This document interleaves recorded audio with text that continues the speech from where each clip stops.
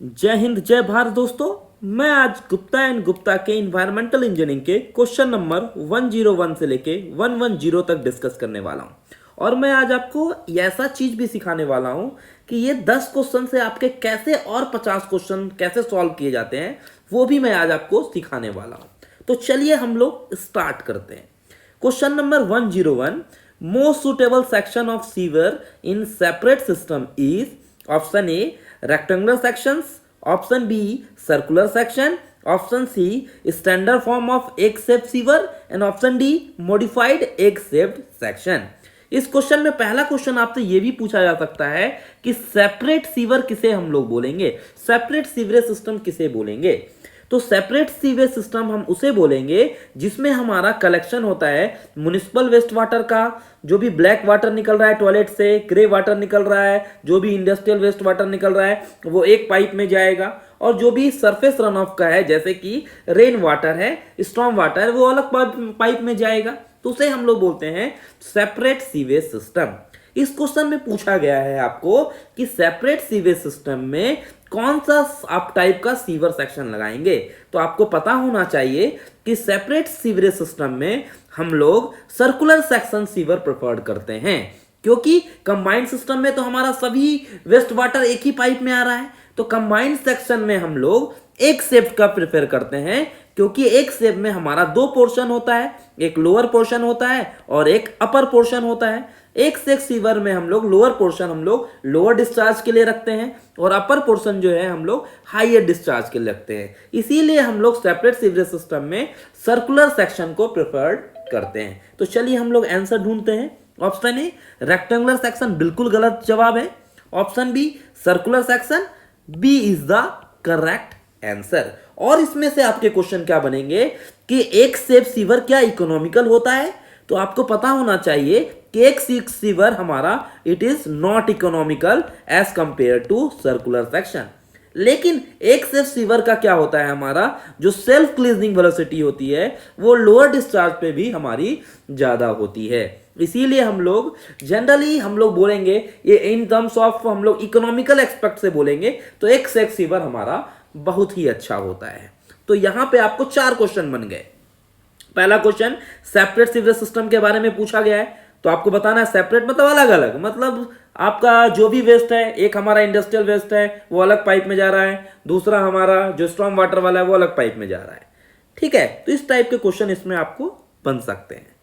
Question number 102, an egg section of sewer is option A it is economical than circular sections, option B it provides self cleaning velocity at low discharge, option C is more stable than circular section and option D easy to construct. अभी मैंने आपको पहले बताया कि एक safe sewer है वो हमारी इकोनॉमिकल नहीं होती है, तो ये तो हमारा ऑप्शन गलत हो गया।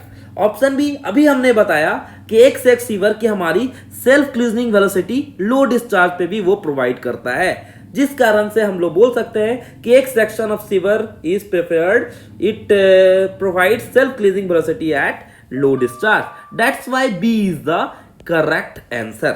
अब आपको यह भी पता होना चाहिए एग शेप सीवर हमारा स्टेबल नहीं होता है as compare to circular section, और उसको बनाने में भी हमारा आपको स्किल लेवल की जरूरत होती है। तो ये भी हमारा गलत हो गया, ये भी हमारा गलत हो गया, हमारा B is the correct answer.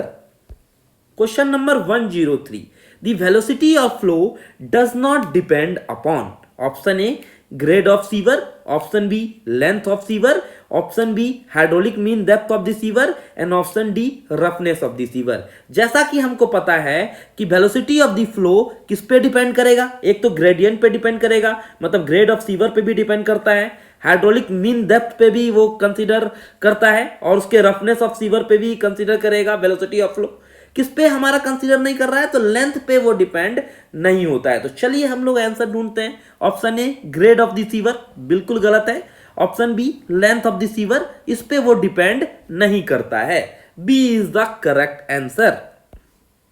Question number 104, hydraulic mean depth for an egg shape sewer flowing 2/3 full is option A equal to hydraulic mean depth when flowing full, option B less than the hydraulic mean depth when flowing full, option C greater than the hydraulic mean depth when flowing full, and option D none of the above. अब आपको ये पता होना चाहिए कि जो egg shaped sewer है वो अफेक्ट करता है डायमीटर ऑफ द सीवर पे। तो हमको पता है कि जैसे डायमीटर हमारा बढ़ेगा वैसे हमारी सेल्फ क्लीनिंग वेलोसिटी भी बढ़ेगी। जैसा कि आपको एक फॉर्मूला आप लोग पढ़े होंगे, v equal to 1/n r का पावर 1/6 अंडर रूट के डी डैश g माइनस 1। यहां पे आपको n हमारा रफनेस कॉफिशिएंट है, r हमारी हाइड्रोलिक मीन डेप्थ है, d डैश हमारी ग्रेन साइज है ऑफ द पार्टिकल्स, g हमारी स्पेसिफिक ग्रेविटीज है। आपको पता है यहां पे बात हो रही है कि हाइड्रोलिक मीन डेप्थ एक सीवर का 2/3 फ्लो का कैसा होगा। तो हमको पता है कि v is directly proportional to r का पावर 1/6। अब r यहाँ पे हाइड्रोलिक मीन डेप्थ है, वो depends upon the flowing conditions. तो हम बोल सकते हैं अगर मान लीजिए हमारी रनिंग फुल है तो हम लोग रनिंग फुल में r इक्वल टू d/4 लिखते हैं। यहाँ पे हमारी क्या है 2/3 रनिंग फुल है, ऑब्वियस सी बात है 2/3 फुल हमारी ज्यादा होगी रनिंग फुल से। तो चलिए हम लोग आंसर ढूंढते हैं। Option A equal to the, equal तो होगा ही नहीं। ऑप्शन बी लेस भी होगा ही नहीं। Greater than the HMD when flowing full, बिल्कुल सही जवाब है क्योंकि रनिंग फुल में हम लोग r इक्वल टू d/4 लेते हैं। यहाँ पे 2/3 रनिंग फुल बोल रहा है, ऑब्वियस सी बात है वो ज्यादा होगा हाइड्रोलिक मीन डेप्थ, इसीलिए हमारा C is the correct answer. Question number 105. The effect of increasing diameter of sewer on self-cleansing velocity is option A to decrease it, option B to increase it, option C fluctuating and option D nil। अभी मैंने आपको ये बताया कि V equal to 1/n r की power 1/6 under root के d dash g minus 1।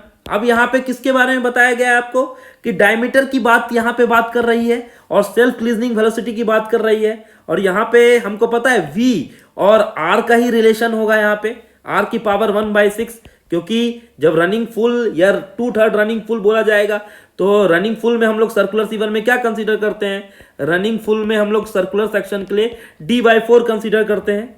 तो हम लोग बोल सकते हैं vs इक्वल टू r, मतलब यहाँ पे r की जगह पे लिख देंगे d/4 का पावर 1/6। तो यहाँ पे आपको डायमीटर के रेस्पेक्ट में पूछा गया है तो vs is directly proportional to diameter, मतलब सेल्फ क्लीजनिंग वेलोसिटी बढ़ेगी तो डायमीटर ऑफ सीवर भी हमारा बढ़ेगा, डायमीटर बढ़ेगा तो सेल्फ क्लीजनिंग वेलोसिटी भी बढ़ेगी। तो यहाँ पे बढ़ रहा है ना कि घट रहा है। तो चलिए हम लोग आंसर ढूंढते हैं। Option A to decrease it, बिल्कुल गलत जवाब है। Option B to increase it, बिल्कुल सही जवाब है। B is the correct answer. Question number 106. The most commonly used sewer under culvert is option A circular brick sewer, option B circular cast iron sewer, option C semi elliptical sewer, option D horse shoe type sewer. इस क्वेश्चन में आपको पूछा गया है कि under culvert में हम लोग किस टाइप का सीवर हम लोग यूज करते हैं। तो याद रखिए कल्वर्ट का shape in terms of circular होता है, तो सबसे पहले हमको सर्कुलर ढूंढना है। तो सर्कुलर कहाँ कहाँ पे है, तो ए में भी है और बी में भी है।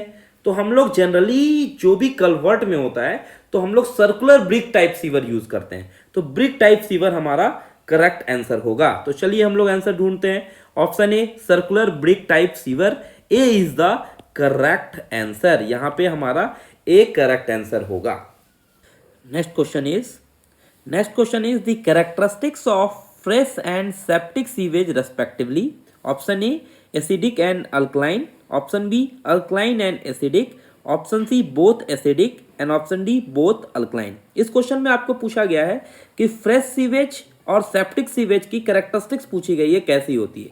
जब आप याद रखिएगा जो फ्रेश सीवेज होता है उसका नेचर हमारी अल्कलाइन होती है, और जो जैसे जैसे वो सेप्टिक होता है, जैसे जैसे स्मेल करने लगता है तो वो कैसा बनने लगता है, वो एसिडिक टाइप का बनने लगता है। तो चलिए हम लोग आंसर ढूंढते हैं। Option E acidic and alkaline बिल्कुल गलत जवाब है।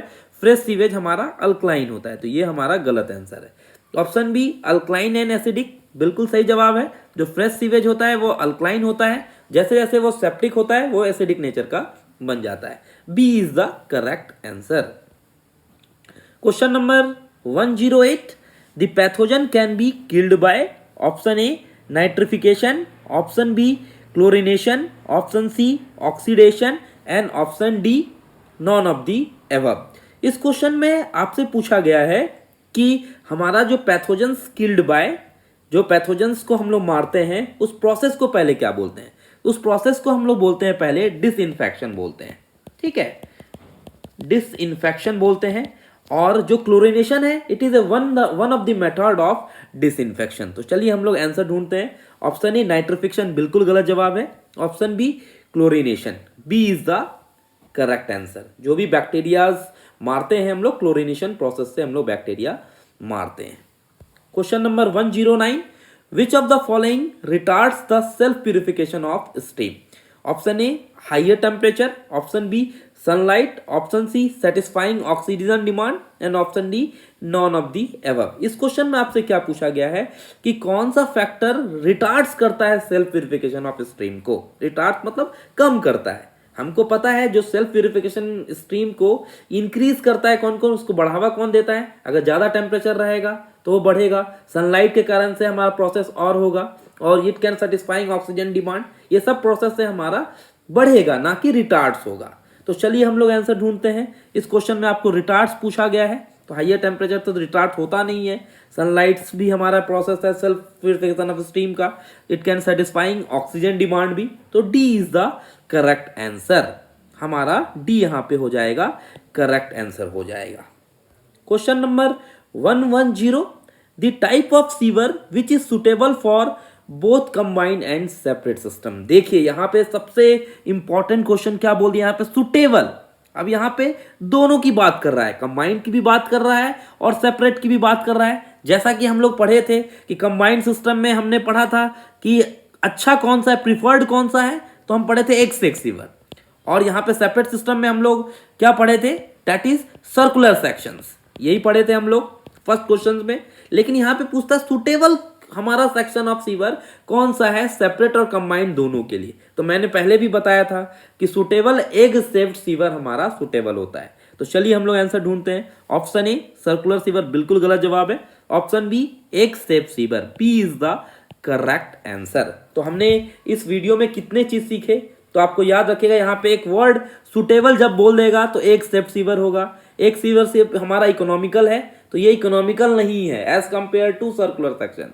लेकिन एक स्टेप सीवर आपको इकोनॉमिकल हो सकता है कि सेल्फ क्लीजिंग वेलोसिटी हमारा लो डिस्चार्ज पे भी वो ज्यादा रहता है, ठीक है, तो इस सब सेक्शन में वो इकोनॉमिकल कह सकते हैं।